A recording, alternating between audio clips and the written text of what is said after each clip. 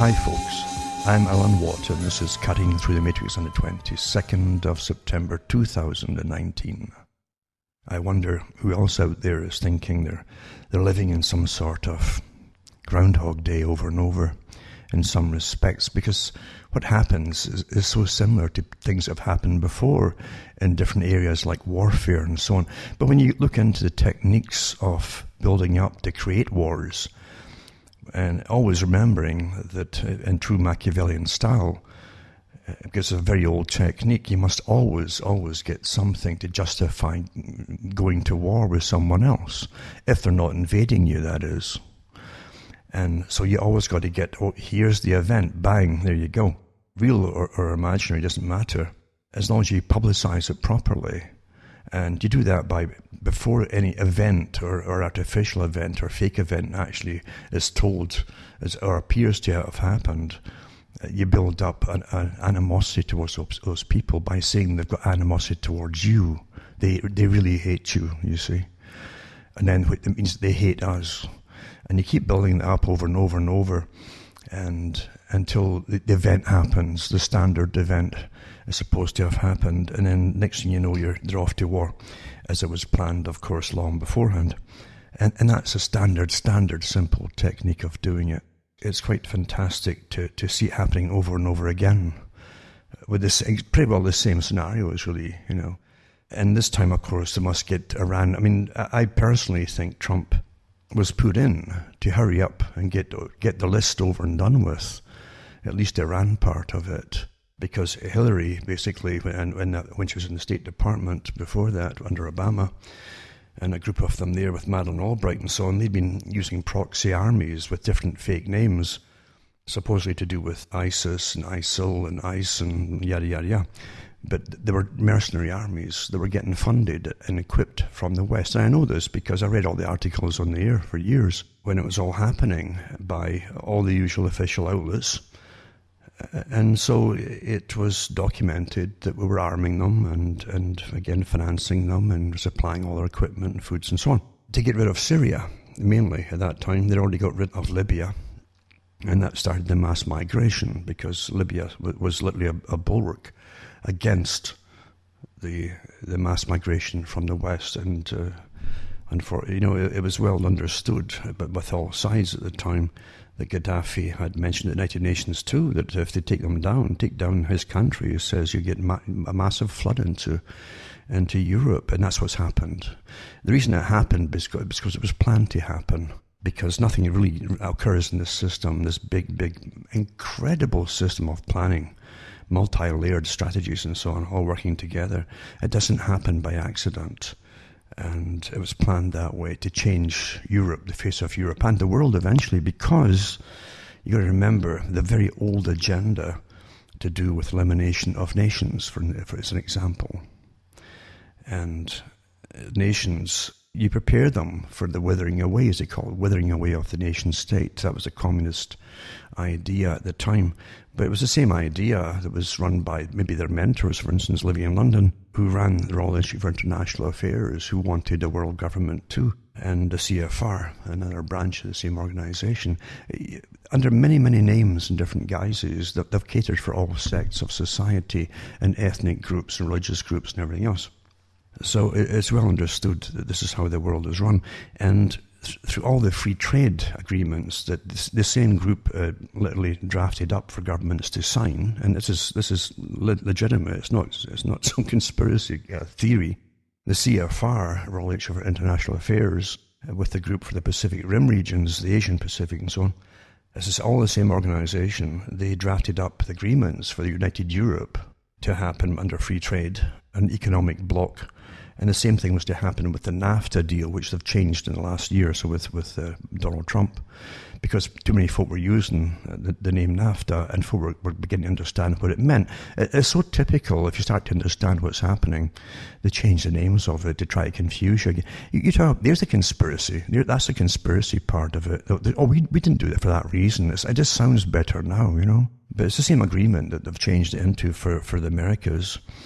And it gets updated every year, and that's why you hear about the strife with the old agreement with Canada, Mexico, and the States, as they readjust who gets what to sell what, at what price, to who, what country, and so on. Free trade is not free trade, you understand. I mentioned it so many times before that free trade is monopolistic trade. It's for a consortium run under of countries, a block of countries run under a single agency. And that was the communist idea as well, by the way, and it's not a coincidence.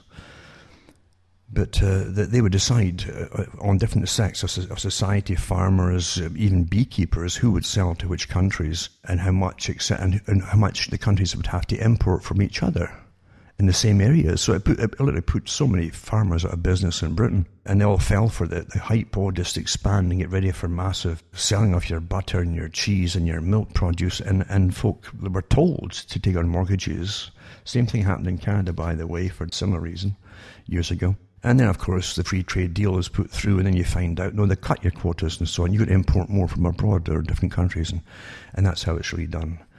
And I say that movie was put out quite a few years back now, with Anthony Hopkins in it, called Heartland, is a kind of portrayal of what happened to farmers at that particular time in Britain, how their government sold them out. And it wasn't accidentally selling them. It was like they didn't understand. No, they were sold completely out by liars, because we're run by secrecy and deception. That's how you rule people. You don't tell them the truth. You don't say to them, oh, by the way, all you farmers there, we're going to start making you put you out of business because we're going to start importing stuff from France instead, and dairy line, etc., and so on. And that's how it's all done. It's all a rigged system. And for the corporations that manufacture anything at all, it's a monopolistic system, completely monopolistic, where certain biggies are given grants to trade across the block, and other ones are banned from it. You can't do it, you see. It's completely a con job. But it goes on and on and on, and we watch it going on, and then they come up with their fake little spats about, Trump wasn't happy with the deal, or Canada was getting too much of this or that, and so was Mexico, etc. Well, that's what they're supposed to do. They're supposed to meet every year and slang this stuff out, you see, under their agreements. So there's nothing unusual about it. That's the way it's set up. But we're living in a system, as I say, that you watch the same things over and over again. There are many ways of the war starting, the big war, the one to finish off the list. And I've got a few countries to go, and you've got the Yemeni group on it too, and you've got Iran on it, and they must get them out of the way. That was all published in the 1990s by the group in the States at the time, that Bush and a whole bunch of them were involved with, and he became president, and he became his backers, and off they went to war. And it really has changed the face of Europe and the Americas forever, really, North America at least, anyway, forever, because of the mass migration, the fallout, the incredible debt it has caused.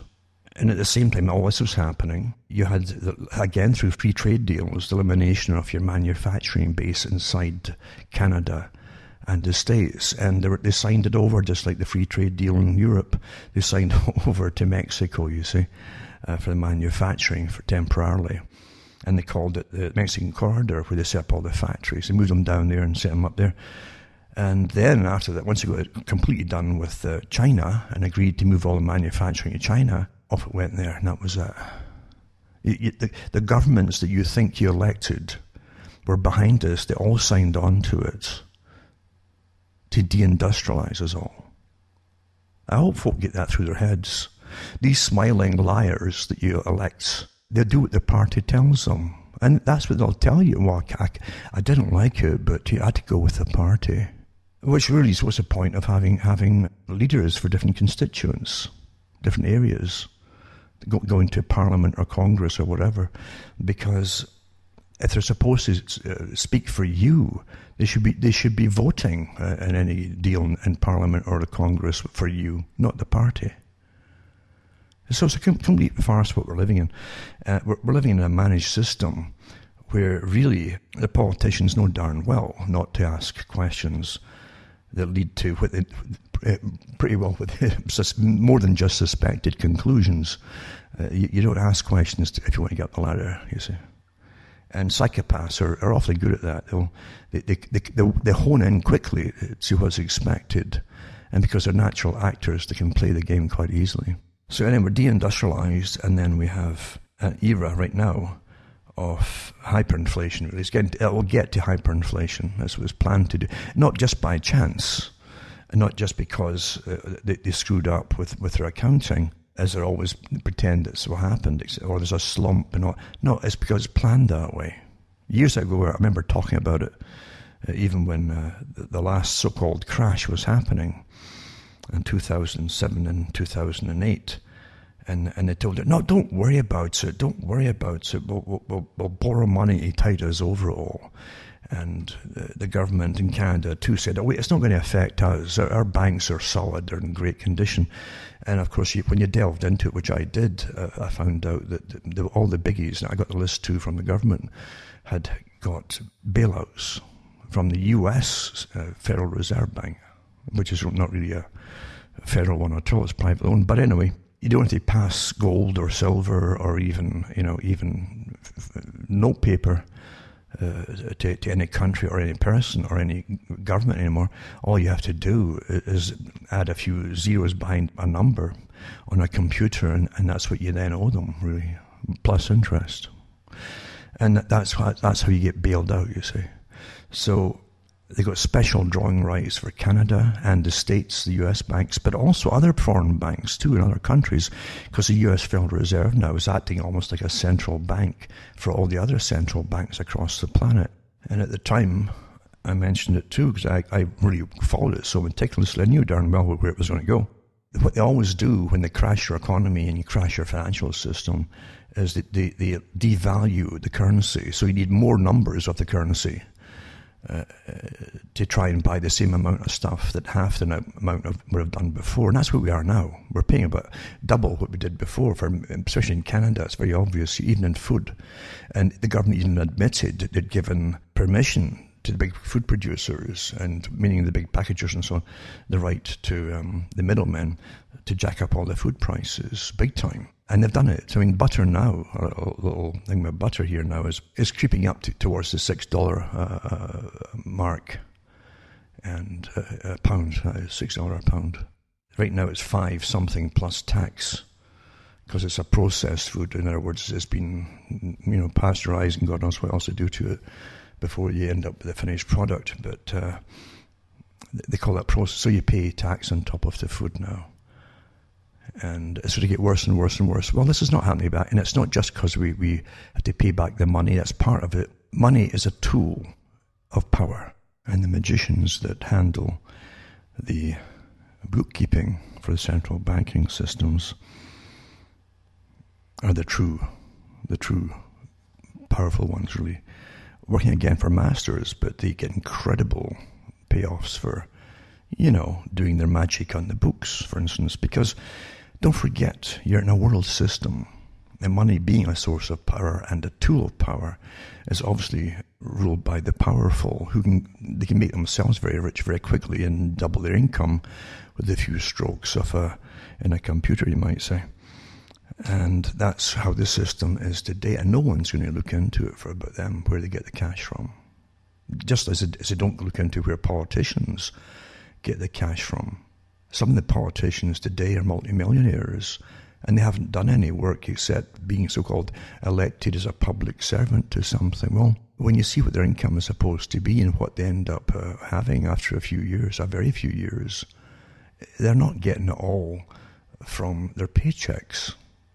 It's true in the US, and I'm sure other countries now too. In the US, they made it legitimate, legal, that politicians inside the US can do insider trading. They get the hot tips of where government's going to sink its money, and you can't lose in that kind of hot tip. The government will sink vast sums of money into money pits, regardless even if they're failing. That's how they work it in government systems, and that happens all the time too.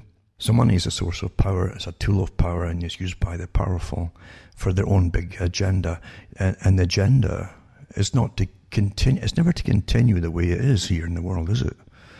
You had an industrial era for quite a long time. It could have gone on for a much, much longer time, except that those who owned the world by then wanted rid of it from the West and to base it in China and the Far East and in India now too.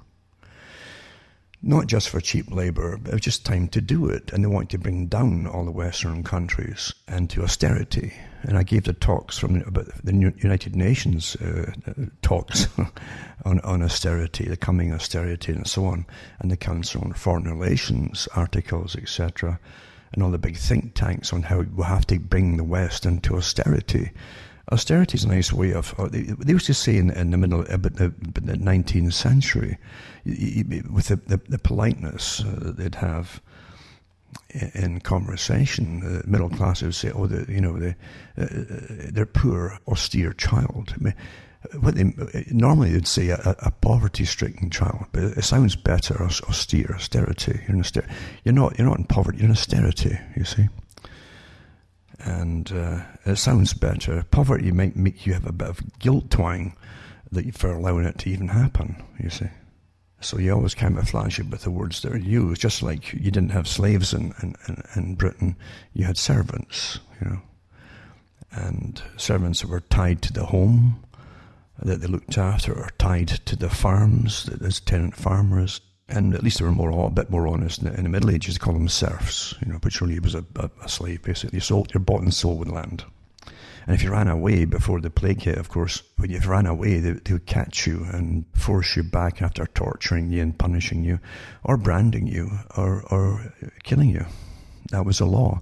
It wasn't until after you had the first big plague deaths across Europe and England, when, again, it killed off so many of the serf class, that they had to start thinking about actually giving them some kind of recompense and money to get them to go and work for them and give them a few rights. But again, even tried to get away from them again, get it back from them once things got going pretty well again. But that's what always happens, isn't it?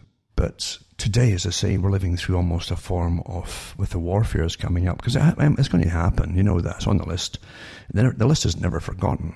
I don't think that they've ever put a war down that they wanted to have that they didn't actually ever do. There's always strategy involved for having the wars in the first place. It isn't just balance of power, and if it's even to do with knocking out some kind of up and coming institution or country or whatever, we should at least, since we're paying for all, we should at least have the right to know who it's going to benefit, or whose behalf is it really on, or for. Nothing is ever honestly given to the general public. And I always remind myself once in a while of the war, the complete, utter war on society. A society that doesn't even know it's happening to them. They think that everything's quite natural. They think that the almost, and probably actually is in some apparently modern TV stations, where they've got live intercourse and some things. I said this would happen in the 1990s, mind you. And then they gave music television big time for the young up-and-coming youngsters who were just whose hormones were just exploding, coming into birth and exploding at the time, to make sure that they would be hypersexualized, to destroy the old system. For at least, it was never perfect, believe you me, of marriage and all the rest of it. But I tell you, it gave a much better solidity to society. And for folk who eventually got past the teenage years, it would give them more of a solid background for survival in family units as opposed to what they have today. As I say, I remind myself every so often by watching occasionally the housing scheme, they call them in places like Britain, and they call it the scheme, as made by the BBC, of the devastation around the big cities, in and around the big cities in Scotland, for instance. And literally, for me, I've got to always catch myself, because back in the 90s, I talked about what was to come based on what I already knew and had studied, and what I noticed was coming up. And I noticed a massive influx at the time. An onslaught. I know it happened in different parts of England and Ireland too, of heroin just coming in almost unrestricted. And that, when that happens, it took planning for that to happen. It took coordination between police departments and covert departments too that always exist, that most folk don't even know exist. It took a lot of planning and permissions and acceptance to allow that to even happen. And of course, it also meant that the big boys that were bringing the stuff in were all planned as well, for who they were and so on. And that was all understood of how to get it into the country. But heroin exploded, and it was so cheap. And it hit at the right time, and it was promoted at the right time by the music industry. It was so hip and cool, just like they had done it with hip and cool marijuana, Mary Jane, back in the 60s and 70s. But way beyond that now, because now they were deindustrializing the countries even then in Scotland and England. That was the plan as well. They'd already been through massive deindustrialization in the 1970s and through the 80s. And so you have this bereft of jobs, traditional jobs, all gone, just wiped out, vanished, exported.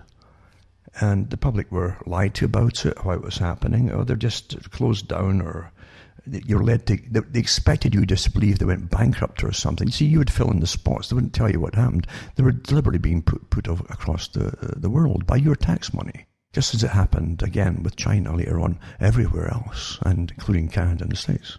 But to fill this void too of hypersexualized youngsters, where marriage was going to be obsolete, it was planned to be obsolete, and men were degraded to the point that all entertainment pretty well poo-pooed men altogether, made a laughingstock out of them. They had done that for years, mind you, from the American stations initially, and then on to the British stations that copied it all with their dramas, etc., and their comedies. Comedy's the big one that they do all these things through. And eventually you've got a society where there's either no men, or the men just sit quiet in the background and say nothing, as the rest of it goes kaput. And the families are finished, and their children are on drugs.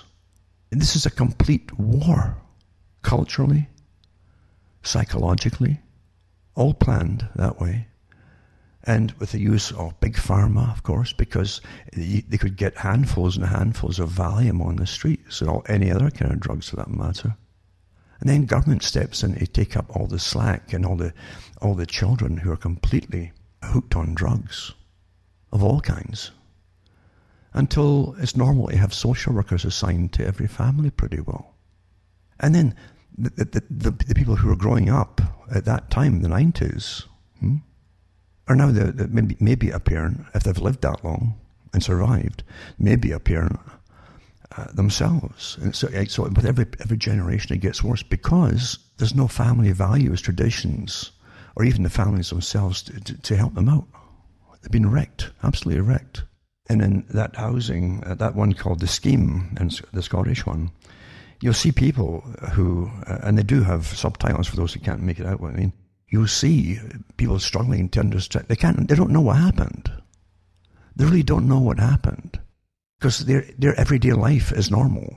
To you looking at it, you'll see this is completely dysfunctional, with no hope.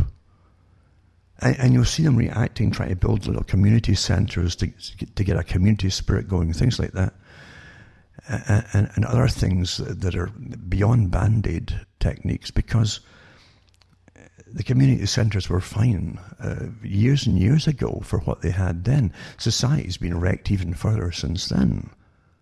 You won't get people sitting playing dominoes in this day and age, unless they're an old folk song, perhaps. You have to understand you're in a planned society, a managed society, wreck the society, bring in and increase social work departments and the pseudo-psychological experts, pseudoscience experts, I'd say, of the mind, to take care of the slack. And they're as bad as the victims of it all, who are wrecked, and their lives are wrecked. Parents looking at the children, the parents' lives are often wrecked, and looking at the children whose lives are wrecked too. Everybody's just dysfunctional. And I'll tell you what it put me in mind of when I looked at it again. And I really mean this, because it's startling, and it's obviously what's happened. And it took me back too to the 90s when I mentioned about what happens when society has been conquered, wrecked, and destroyed. And back then, the analogy I made was, if you look at the Indian society in Canada, you've got society, lots of studies done on it, where they themselves have tremendous alcohol and drug abuse. All the same problems, I'd say, that they have now everywhere else in Scotland and elsewhere, and Canada too, for every society. But the Indians literally, for them, are people who had lived with the same kind of culture. No matter what you think of the culture or even the tribal warfare that goes on, the fact is they had purpose in life, personal purpose. And you would follow the tradition of the elders.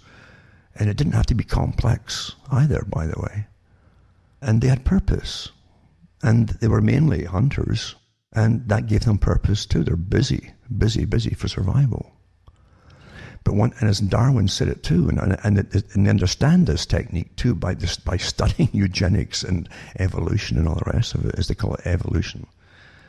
The fact is, if you wreck a society and bring them to the status of what they used to call arrested civilizations, ones who didn't go beyond a certain step or stage.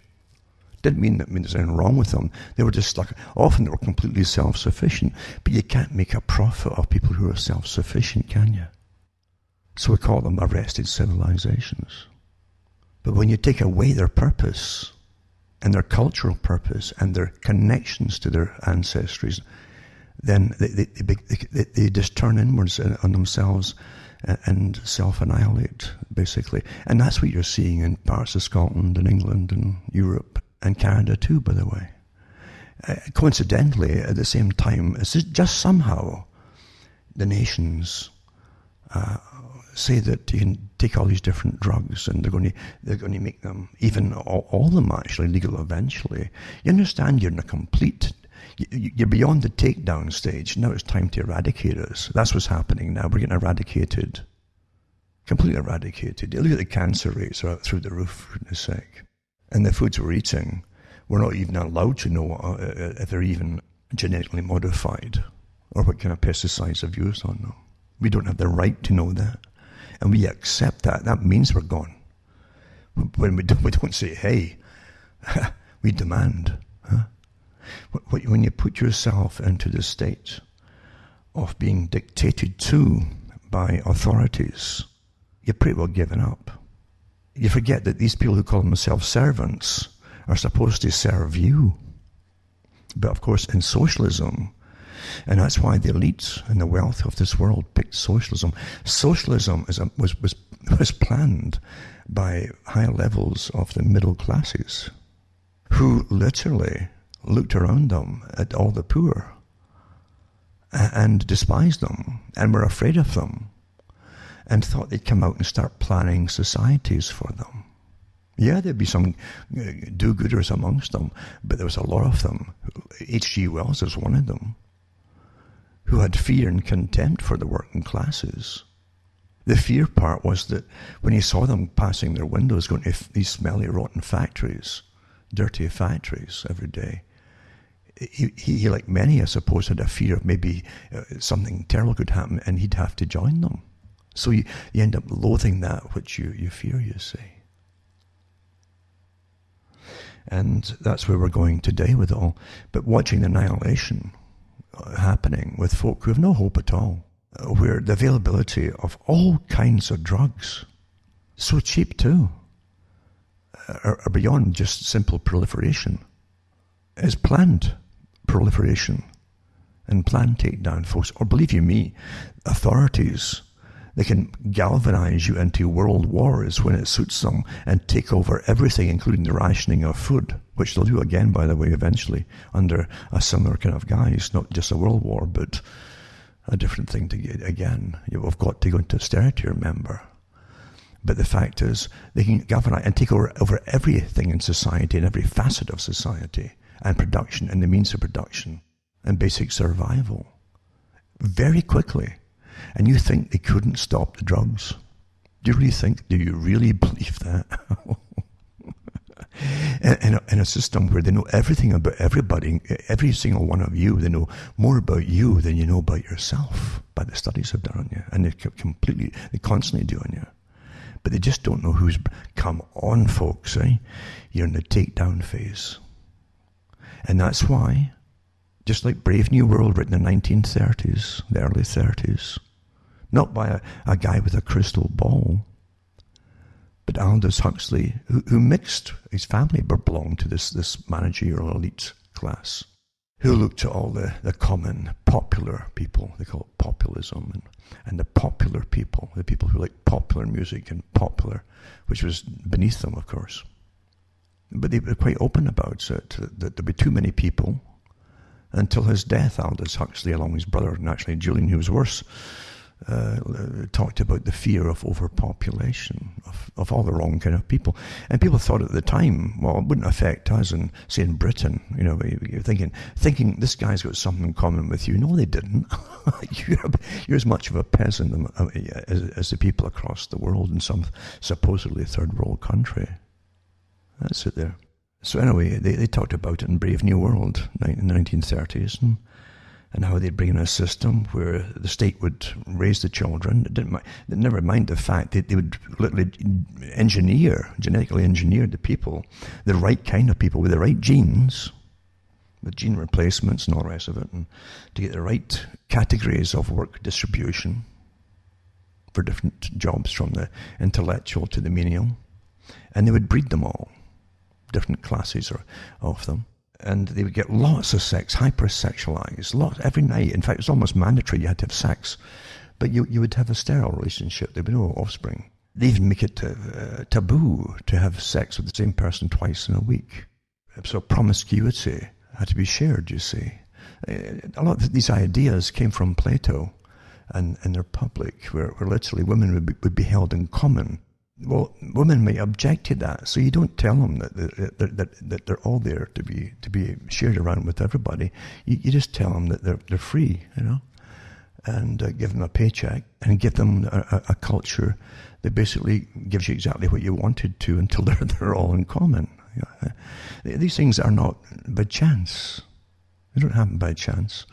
And then you have, again, in Brave New World, you have the primitive type who is born naturally outside. There's a few settlements of them outside the big protected cities, apart from the genetically modified ones, who are still wild. They're the wild ones. But because they're wild, they can still think. And they can point out the things that are wrong. And what's absent from it all is a sense of a great love and it's not just happy, but love for things and great spiritual feelings and so on. Those that are genetically modified were laughed at. They thought this primitive guy who was brought in as a novelty and an experiment. They thought he was quaint and all that way. Strange ideas about having real mothers and real fathers, since they were all born in basically, as we call it, test tube types. They thought it was quaint. They'd have these strange notions.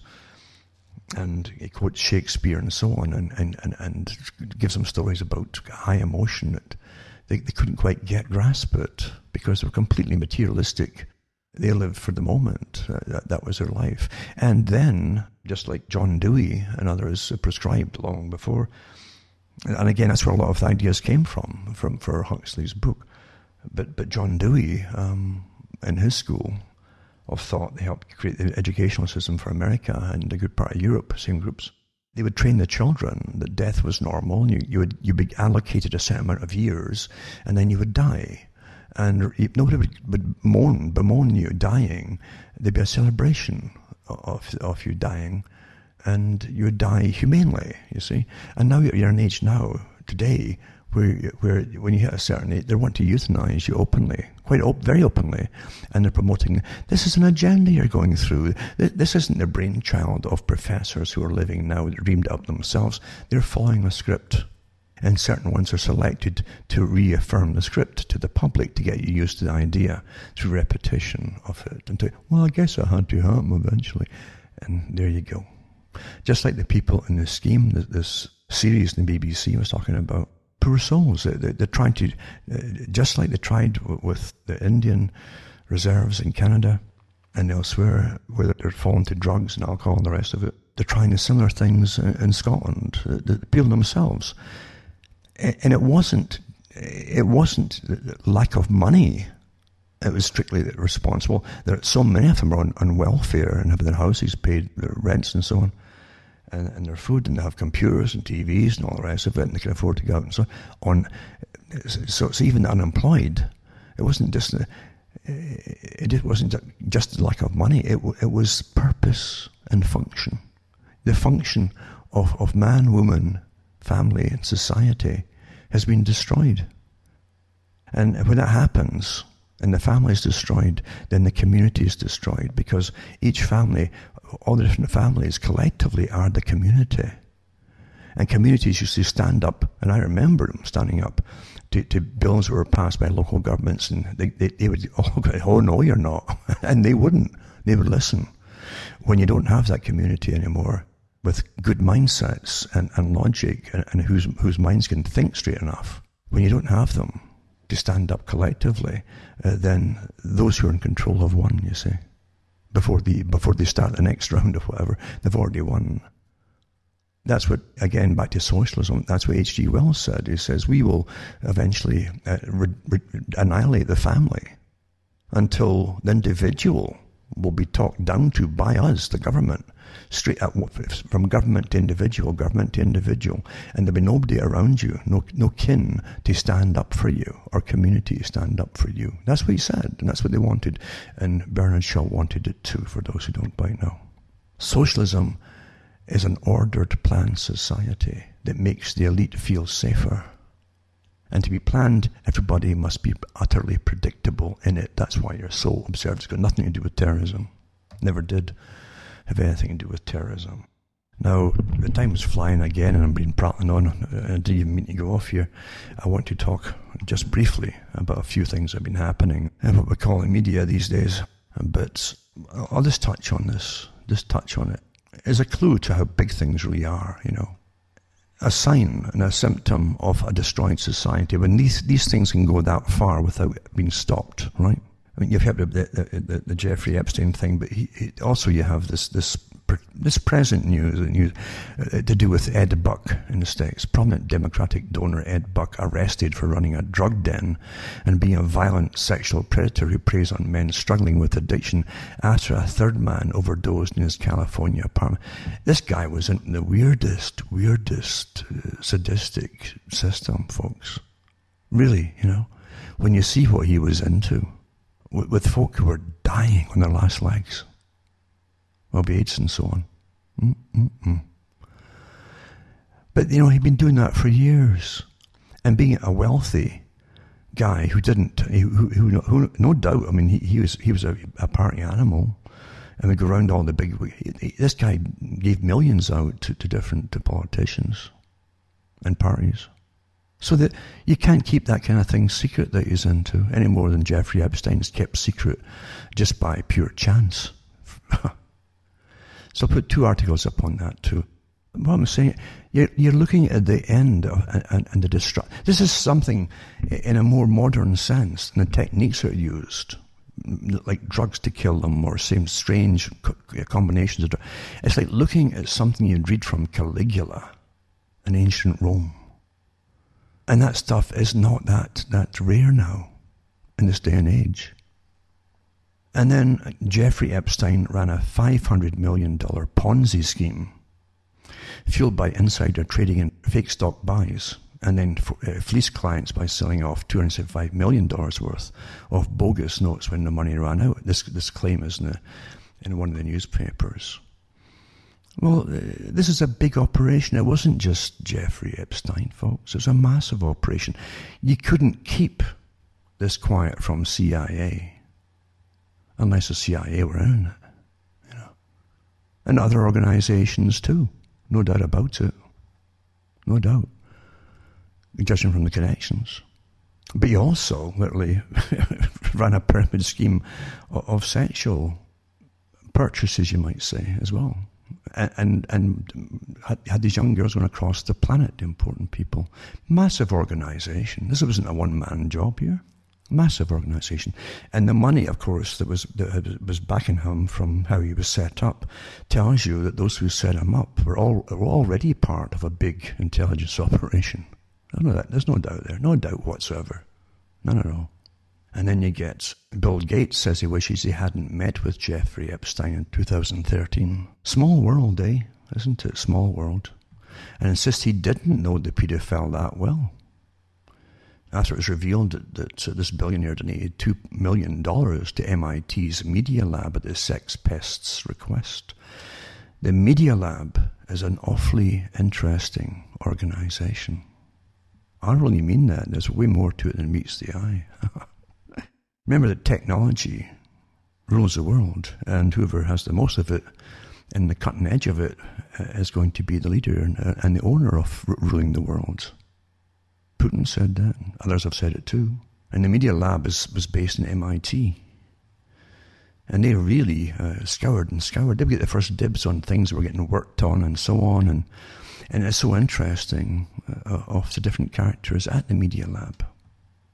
And then you have one of the other Media Lab characters, or MIT characters coming out, Stallman, his name is, pioneer of the free software movement, argued about the definition of sexual assault on an MIT email about the university's connections to Jeffrey Epstein. And basically, Stallman argued that the late Marvin Minsky, an artificial intelligence pioneer accused of assault on one of Epstein's victims, Virginia Jeffrey, had not actually assaulted anyone. And he said basically that these underage victims were entirely willing. That takes me back to something awfully interesting, which I won't go into, but Mr. Epstein's sidekick, Maxwell, referred to these young women as trash, which is an interesting thing to me anyway, because I know there's different meanings of it. And then you go into this one article here. Stanford R. Olshinsky. He died in 2012, but he was born in 1922, long life. An American inventor and scientist who collected pretty well patents on technology. But it says he was granted well over 400 patents. Don't forget the patent industry is a very shady area. And if you get first dibs on someone working on something, you can grab it, you can get in there first, you can get the patent on it too. It's like industrial espionage when you look at all these different things to do with patents. You always see lawsuits galore over different patents getting pinched, as they say, knocked off or stolen very quickly. There's no surface evidence that Olshinsky himself was actually involved in anything really shady, but all corporations that hire people in any field, especially in science, often acquire patents. They're for things that are discovered, invented by employees. That's very, very common. And they all sign on to that deal when you get them employment. That's just the way it goes. But this guy Olshinsky, was awfully interesting, and the different things he was involved in. And he backed another fella. He almost raised him in a sense. Joy, his name was Ito, and he's a Japanese activist, it says, entrepreneur and venture capitalist, the former director of the MIT Media Lab and former professor of the practice of media arts and science at MIT. He's a visiting professor of practice at Harvard Law School. And he's got all these different awards granted to him. He was raised not to fail, this guy. So it's a very interesting story, and how his family moved to Canada.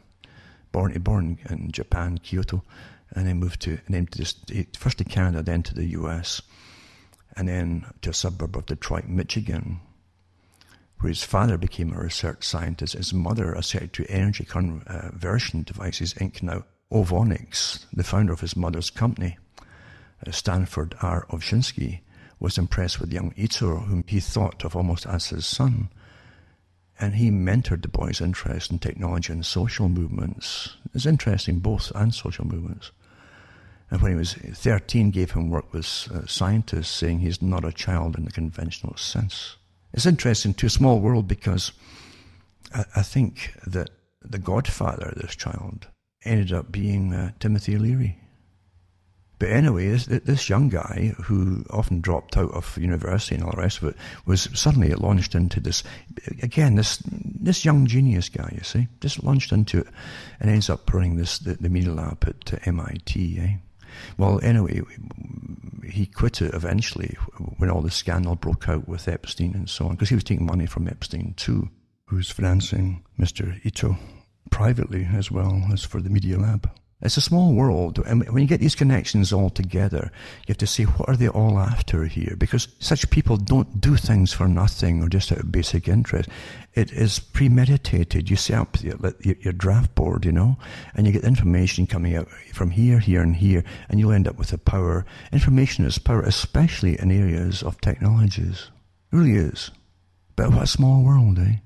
And it says that Ito returned to the US and so on after being at certain schooling, but she dropped out of, as I say, to attend Tufts University as a computer science after he dropped out of other ones, where he met, amongst others, Pierre Omidyar, later founder of eBay, you know. Then he enrolled at Chicago University and dropped out too, etc., etc. But it says from Keio University, he ended a PhD in media and governance in 2018. And his dissertation was called The Practice of Change. You understand what I'm saying here? You've got a person who's massively involved in patents, almost raising someone as a protege, who just the door's open for him, and he's put into a position of a central hub of information at MIT. He'll get the first whisperings of anything that's getting worked on and so on. And that's a clue right off the bat too. Even for investors, because if you know, and that's how it works too, if you know where grants are getting, big massive grants and government's adding to the grants in different areas, you'll know where to invest your money, etc. But you also know that such patents that might come out of this will be awfully lucrative if you can grab them first. Just a thought, you know. But how a small world. And Timothy Leary was a godfather. I tell you. And Ito's sister, Mizuko Ito, is a cultural anthropologist studying media technology use, and also the musician Cornelius is his second cousin, and so on. So anyway, that's a little cluster. You could spend a good part of your year just on that little cluster alone with Jeffrey Epstein, on this part of his life, and the people in this particular media lab, and who funded it, and all the other places the funding was coming from, and what connections they had to outside corporations, companies, and everything else too. It's awfully interesting. To me, anyway.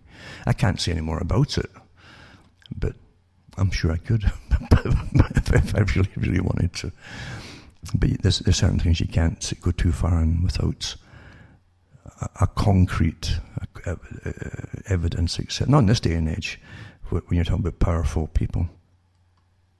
Now also, too, as we all know, the Sackler family were dishing out a few million. Believe you me, the fines would be nothing to this multi-billion-dollar family from their drugs. They knew what it was going to do to the people.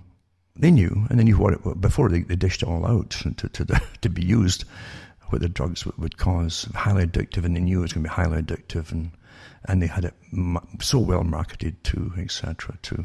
I'm sure you've all read it in the newspapers about their family. It's just astonishing that such people exist, isn't it? Who have no conscience at all. They knew what they were doing. Aggressive marketing of highly addictive opioids. And the thing is, they knew that was part of its appeal to them as entrepreneurs too, and owners, is that it would be highly addictive very quickly too, very quickly. As I say, now we're in a system now of massive takedown of societies. It took years. I mean, everybody knew what it was doing for years and years and years and years.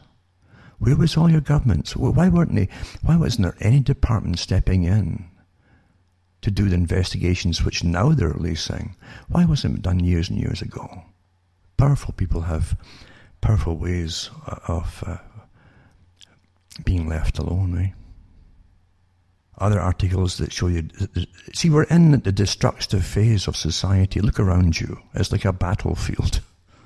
And yet pro-choice and anti-abortion advocates express shock at the discovery of fetal remains at Dr. Ulrich George Klopfer's home. South Bend, I think it's Indiana. Apparently he died, and then his family went into his home and so on and found more than 2,200 fetal remains that he kept preserved at his home. What was he doing with them? No answers, you see. You get no answers. He was an abortionist. But what's he doing at his home? This wasn't his clinic, you know. You're looking, that doesn't raise a hair in most folks' heads anymore. I mean, we're so beyond being shocked because the war has worked. Look around you. If it doesn't work on you, this kind of thing, then you're a victim of it too. It's worked on you well, you see. Your entertainment probably shows you more gruesome stuff than this. And that's part of the reason you do accept all this stuff, by the way. Abortionist Ulrich Klopfer kept thousands of dead babies, but inspires little curiosity, this other article says. Yeah, no one really cares, This is an age where, again, they bring out their leaders at the right time as they're telling you to eat insects and so on, to save the planet.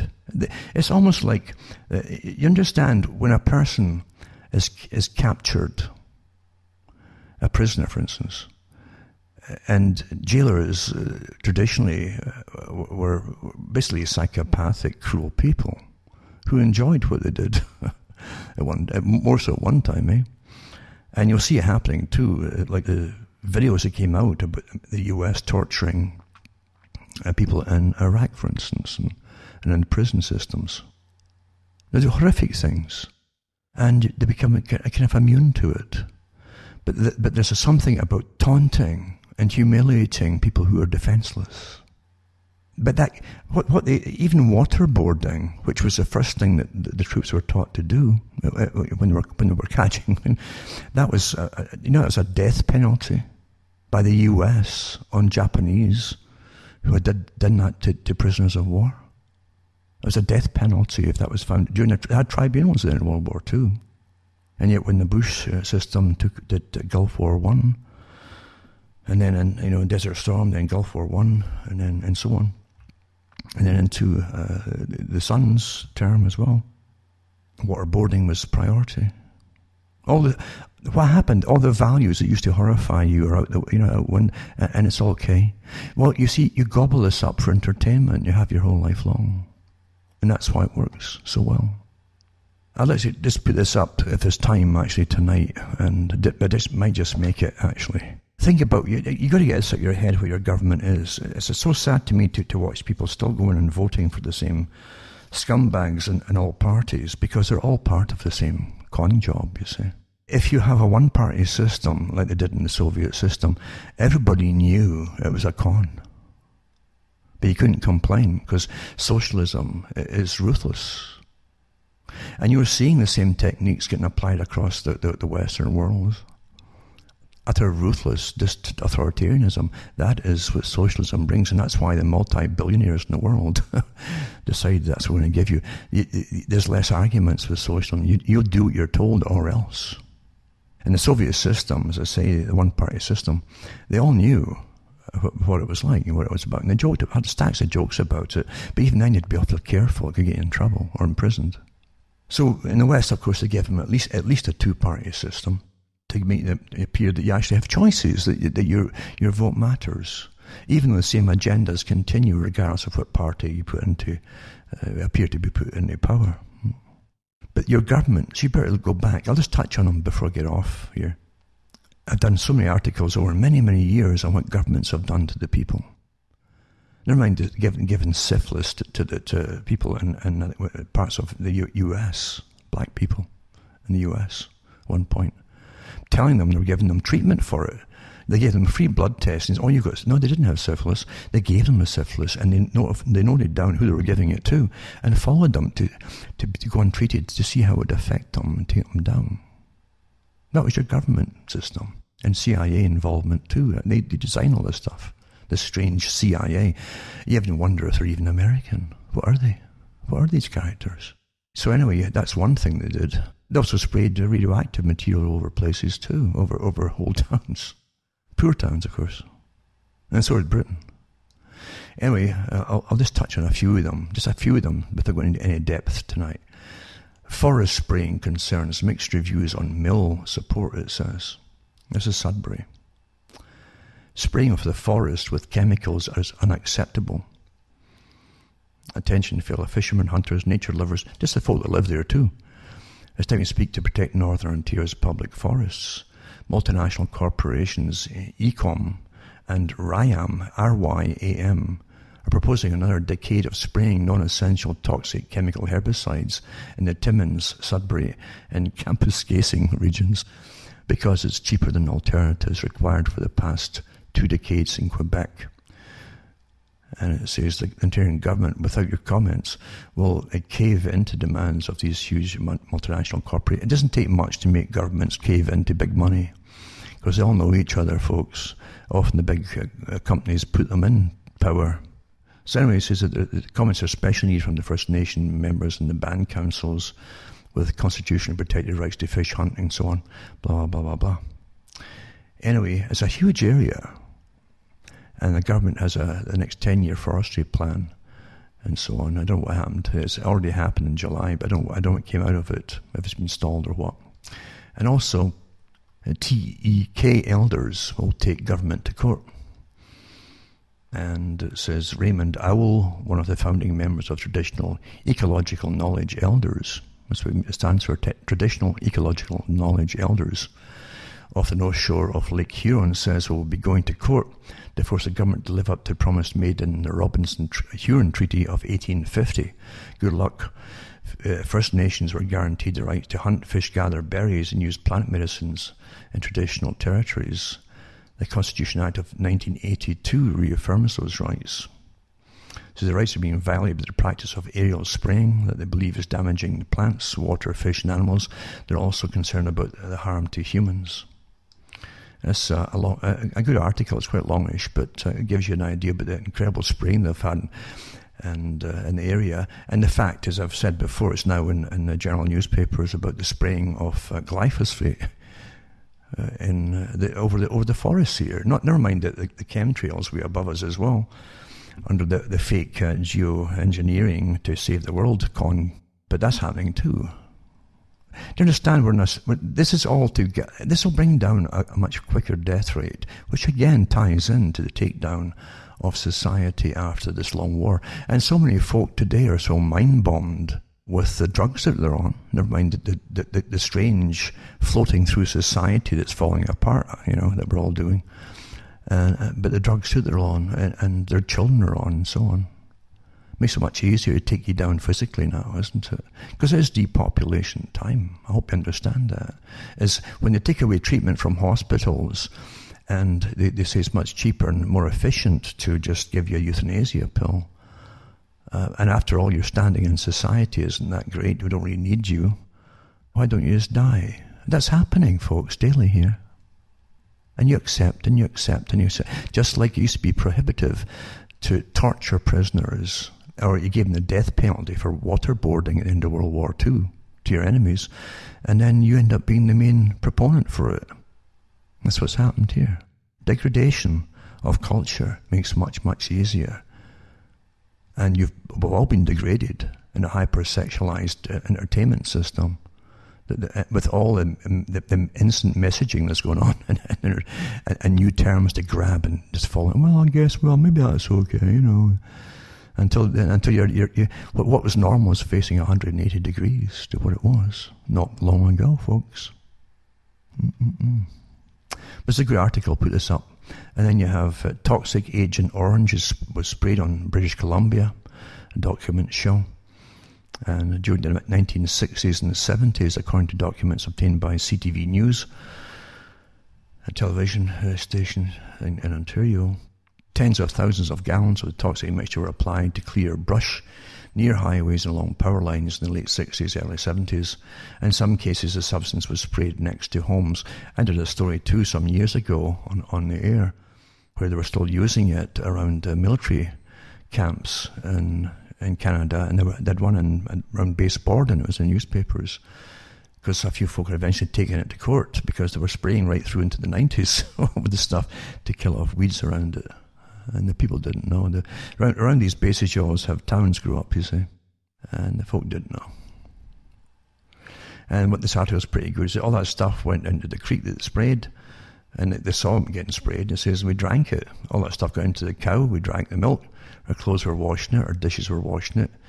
We didn't know what it was. And you'll take for granted if it's getting sprayed, it must be okay. Somebody is, this great hierarchy of special, intelligent folk above us must be taking care of us. They wouldn't do anything nasty. That's what they're there for, is to take care of you in this paternalistic, maternalistic system. Yeah?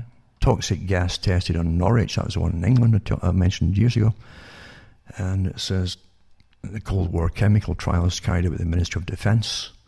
Royal Air Force planes released clouds of zinc cadmium sulfide over Norwich in 1963 and 64. Actually, it's many, many years to assess the effects of a biological attack. So they sprayed them with this stuff that's carcinogenic. Eh? So MPs and that were taken up, and it's revealed that Norwich has twice as many cases of cancer of the esophagus, the organ at the back of the throat, which tops the food tube to the stomach. Well, it is the food tube, really, as a national average. And it's the data released from the Freedom of Information Act. Not bad, they're releasing it, like 40 years after the events or whatever.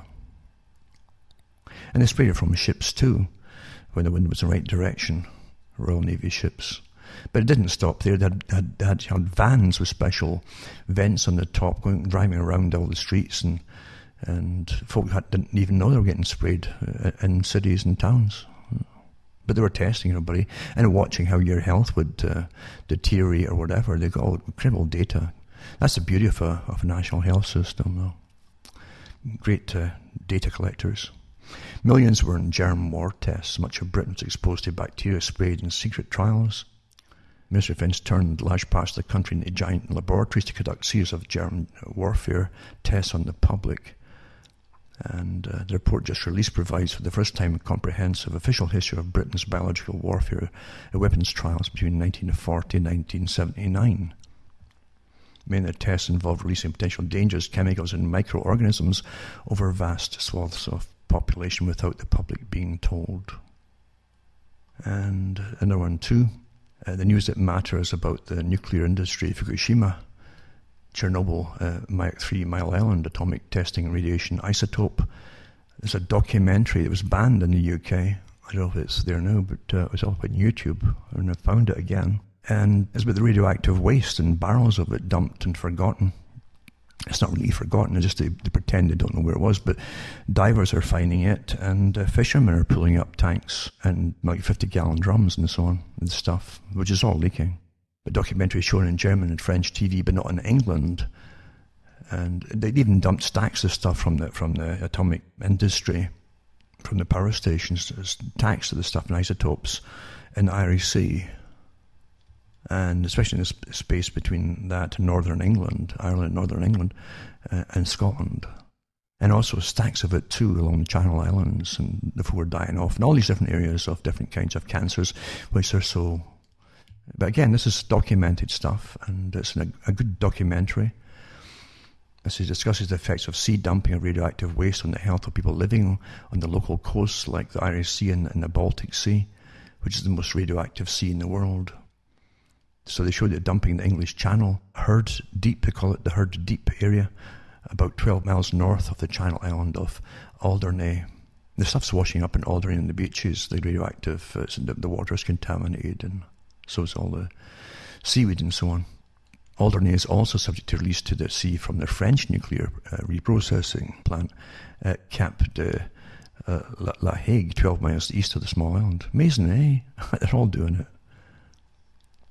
And remember too, they were dropping them in the lochs in Scotland at one point. I remember that. So I mentioned that story years ago.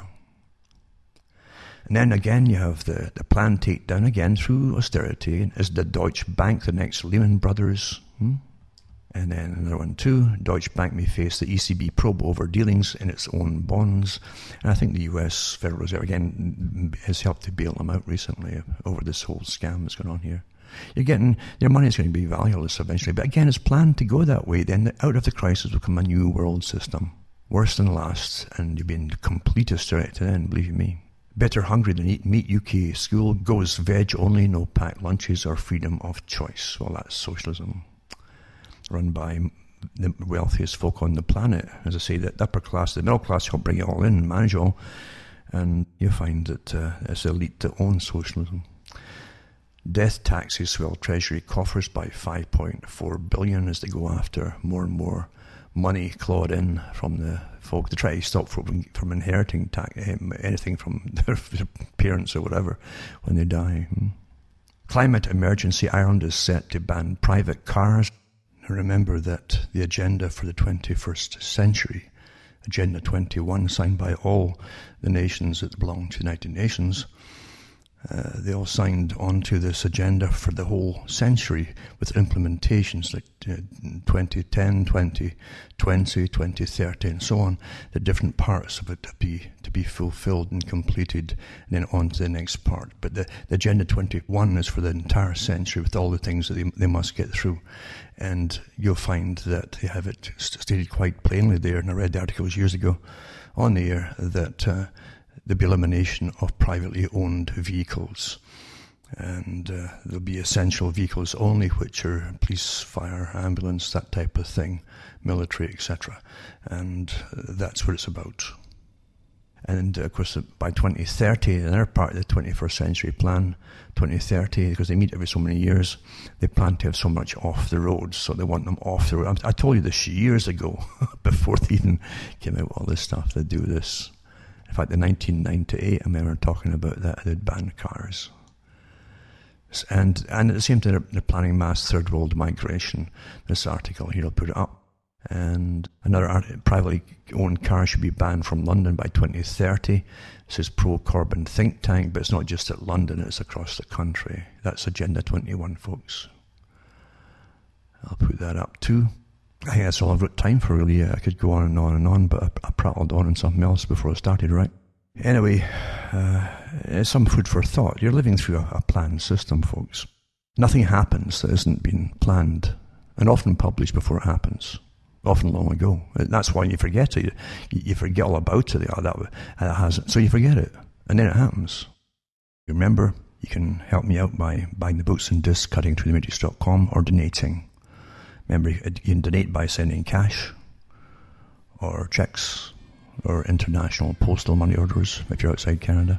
And it's PayPal. So from Alan Watt, Interior Canada, it's good night to me, your God, or your gods go with you.